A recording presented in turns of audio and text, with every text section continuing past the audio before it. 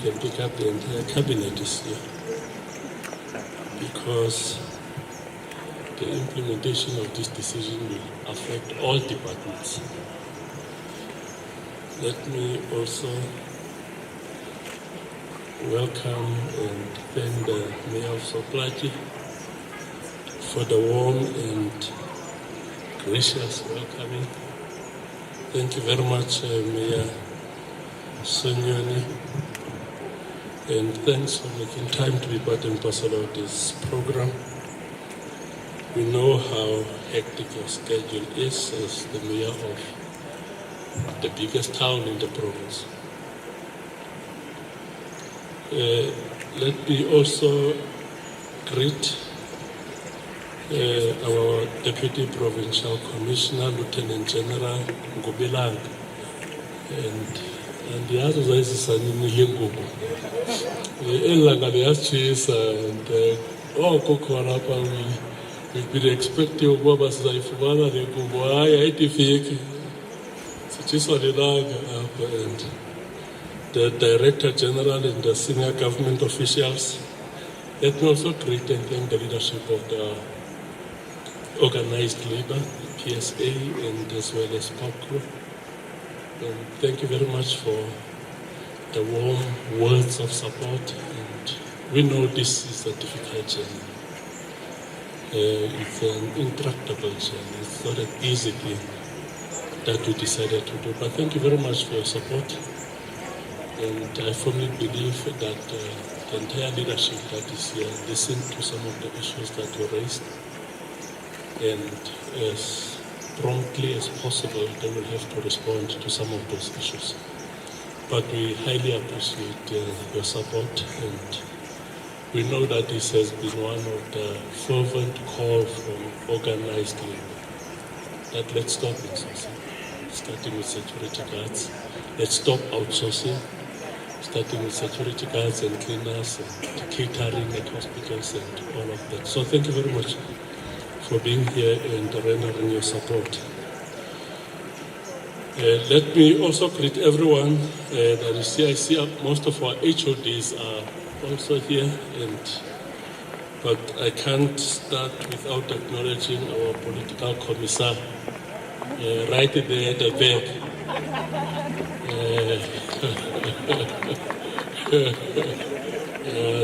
That's the commissar, Comrade Tony.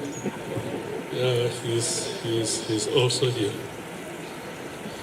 But I think the program director was correct, the HOD of DTSL, when he said that this is but just the beginning of a journey, a very long journey that we'll have to undertake to ensure that all our security officers are absorbed into the provincial administration. They become part and parcel of PESA. It's a very, very long journey that we are starting today. With my last check on figures, we have more than 5,000 security guards in the military. Most of them outsourced. Biggest departments, Department of Education, Department of Health, and as well as Department of Public Works. They account for more than 70% of the security guards and the security contract that we have. And each and every year, we spend close to R500 million on security guards. That is the reason why every time when I get into a building, I see security guards. Not properly dressed, not properly trained, not properly attended to. The first thing I would normally ask, what's your salary? And you find out most of them, they become even shy to respond to that question. It's always 4,005, 4.5, 5,000. There's very few who are getting 6,000. That's the first question I always ask. Because this is a frontline service. our clients, their first encounter of our departments is security guards. First encounter. When they go to our departments, first encounter is security guards. So it's a frontline service. And there's no department I went to when I passed a security guard without asking how much are you earning. And all of them are earning between 4 to 6. And the ones who are getting 6,000 per month are supervisors. Who are responsible for a schedule. There's got about 10 people that they are responsible for. But the provincial government is spending close to R500 million on this service. And now we took a decision to insource them to be part and parcel of PESA. And I think we have agreed that they will be on post level 3 model. And post level 3 is roughly between 15 and 18,000 rand per month. Which actually gives them access as well to quite a number of other benefits in the public service administration. So we firmly believe that with this move, we are on our way to ensure that we improve the quality of life of quite a number of our people who have been contracted by private service providers. And for now, when we've fully absorbed them, they will be part and parcel of the public service administration. So as the HOD have said, as I have mentioned, that this is a long journey. We've got about 6,000 of these who are currently contracted by private security companies, and which we must absorb. And we must do that within the next 3 years. From now, incrementally, we'll start absorbing them. And I'm told next month an advert will go out for 150. That's what we'll be doing. And few months thereafter, we'll take them in different tranches so that we can be able to properly manage this process. I know many departments, many provinces that have in-source security services, they are in serious trouble today. One of those provinces is Free State. They've blindly in-sourced all security services. In the last meeting that we had in the extended cabinet, Lekgotla, they were requesting about 300 million rand from the president, saying they are unable to pay the enormous cost that came with the insourcing. How do you insourcing? And we all know that they are confronted with serious difficulties. So what we are doing as the province, we do it incrementally, to give ourselves an opportunity to properly manage this process and not to embarrass ourselves. So adverts will go out for another 150 next month, get the 150 integrated properly within our system, and again in a few months another 150. But our target is by the end of 3 years from now, we should not have a private security company rendering services for this provincial administration. So you can see you have started to look much better than the ones who are there, isn't it? You've got a beautiful uniform and all of that. And we agreed that today we are going to start a process of induction, isn't it? There will be proper training and induction. And the Department of Transport, Safety and Liaison, as part and parcel of this absorption, they must expose you to different kinds of skills development training so that you should not end up being a security officer. You are not security guards, you are security officers. So there's a difference between a guard and an officer.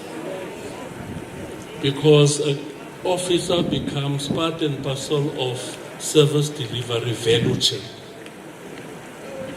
And this reminds me of what happened in 1961 when J.F. Kennedy visited NASA, which is the National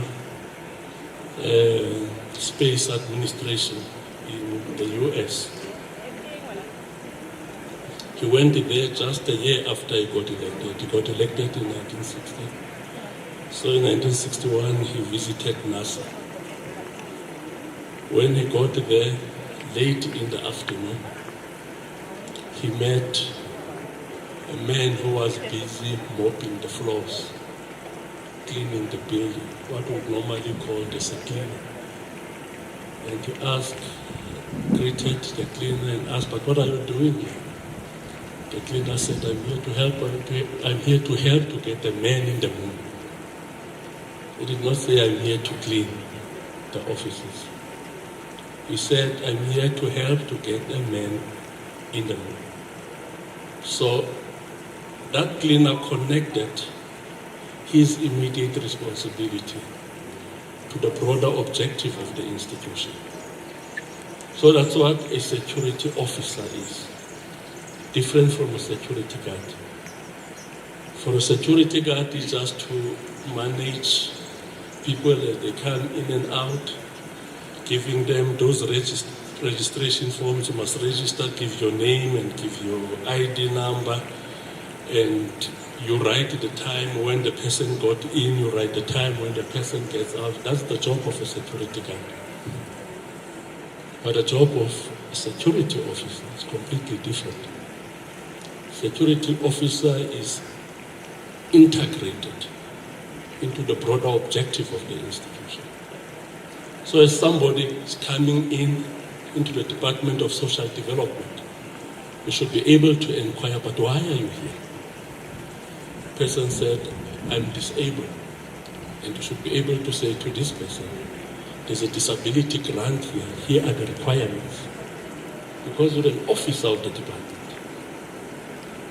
Here's the requirements for this grant. Do you have your ID with you? Yes, I've got my ID with you. Did you already go to a doctor to get a medical certificate? No, I've not. But you need a medical certificate for your application. That's what a security officer is. So a guard, what a guard will do, he manages entrance and as people are exiting. But an officer is something different. So as of today, you are officers. You are an integral part of the pipeline of service delivery. That's what you are. Not to write the time when you arrive and the time when you left. Not to do that. But to try to be of assistance. Because you are a frontline service. You represent the department. As they come in there, when they meet you, they meet the department. The department is not somebody else. They will meet in the office. But just meeting you there, they meet the department.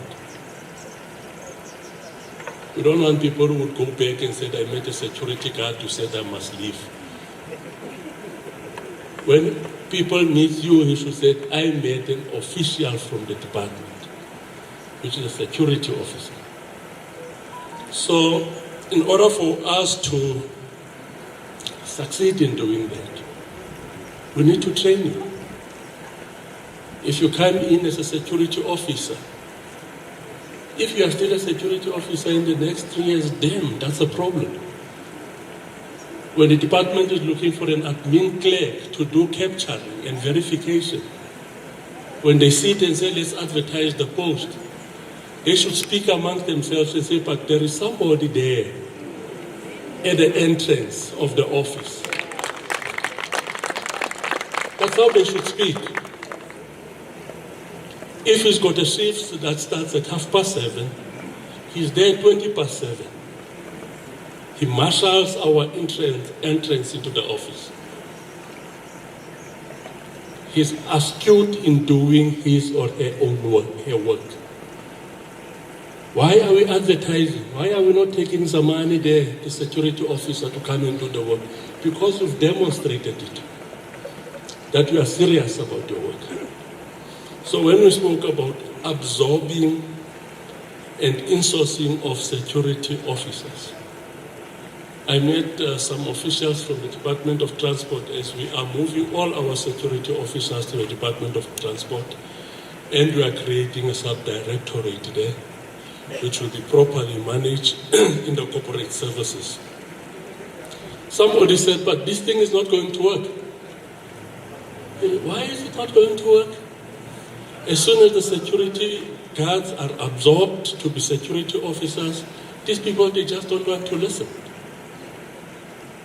They don't want to abide, they just behave differently. So I told him, we must make them behave properly.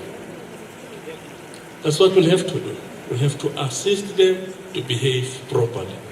Because I'm certain not even a single one of you want to die in this uniform. This uniform is but just a stepping stone for your further growth. So for that to happen, we'll expect an extraordinary degree of discipline and taking your work serious. We don't want people to be received in our departments by a drunk security office. As per swapper. Any carwoda sell the person's poop drone. Can't even stand on your legs, drunk. That's not what we want. Because you are the face of the department. The ones in the Premier's office, the first person who contacts them, the first person who meets them, he creates an impression of the kind of a Premier we have. If you are rude, you don't listen, you scare Mensa, their impression is, but the Premier here is rude. Yes, if that's how you behave, right there at the point of entry. You are rude, you don't listen. You come no, do and I, fuck Joe and all that people who they say this is the language that is used. Have you ever met a child in the street that fluke?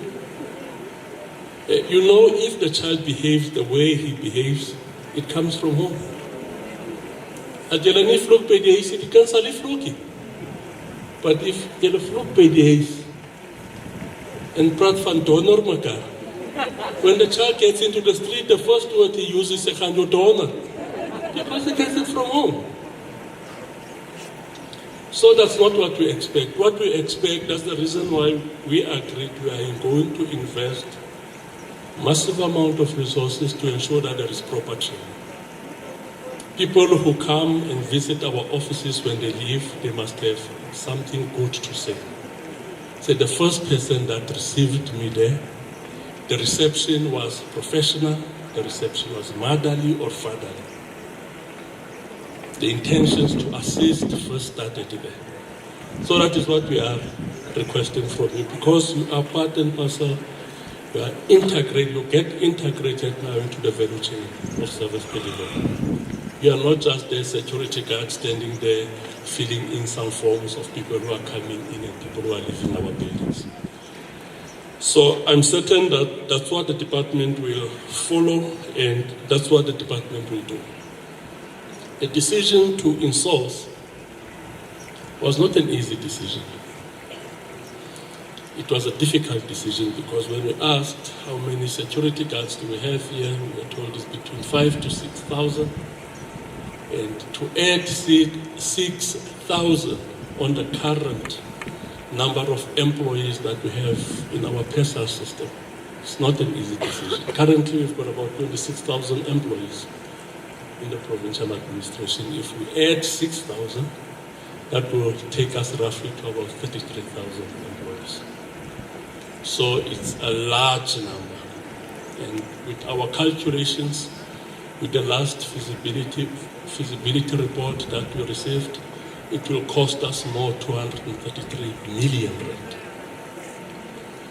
rand to absorb all the security guards into the provincial administration. It's something that we are prepared to undertake and we are going to see it through. But as I have already said, we recognize this to be a very difficult decision.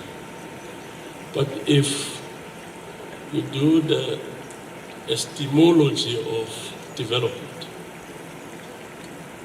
development is a product of difficult decisions, which must be seen through.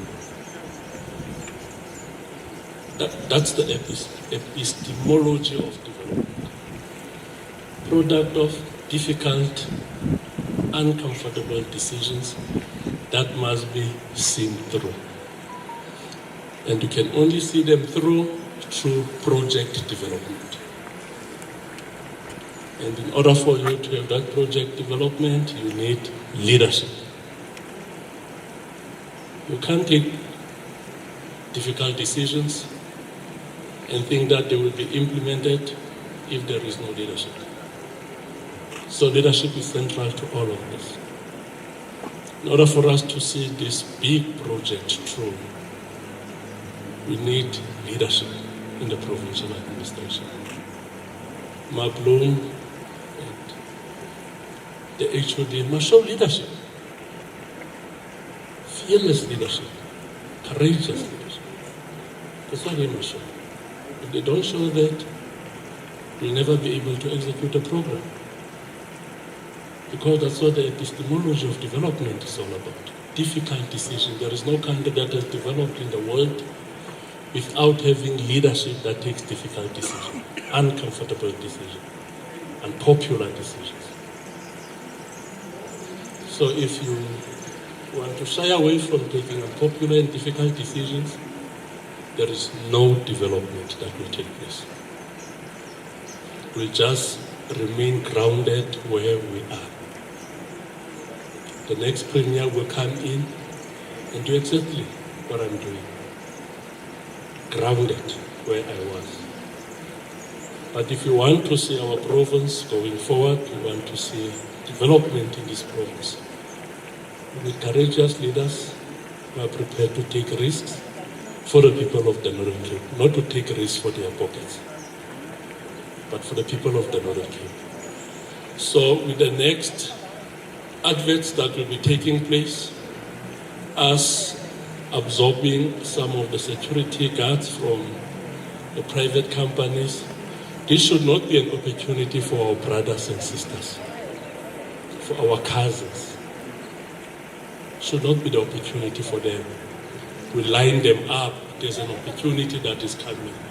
We line up our brothers, we line up our cousins and friends. This should be an opportunity for deserving people of the Northern Cape. That's what it should be. So with those few words, I'm told the next part of the program is that we'll get an induction. Should not be a once-off induction that will take place now and it will never take place again.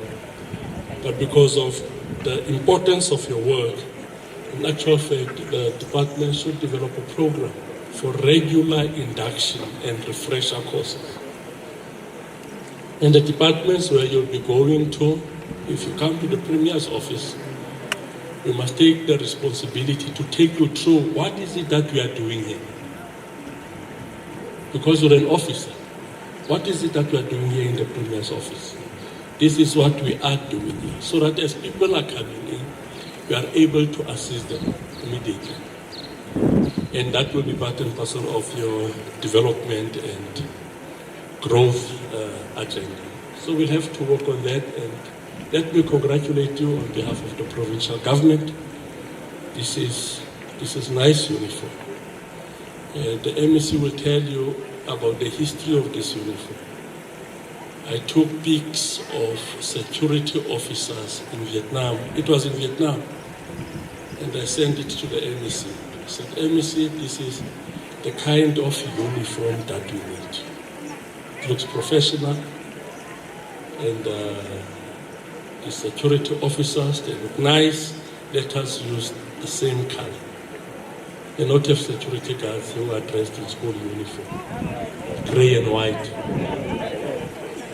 Yeah, I see most of them are dressed in gray and white, school uniform. So they should be decently dressed. So thank you very much, Program Director, for the opportunity. Thank you.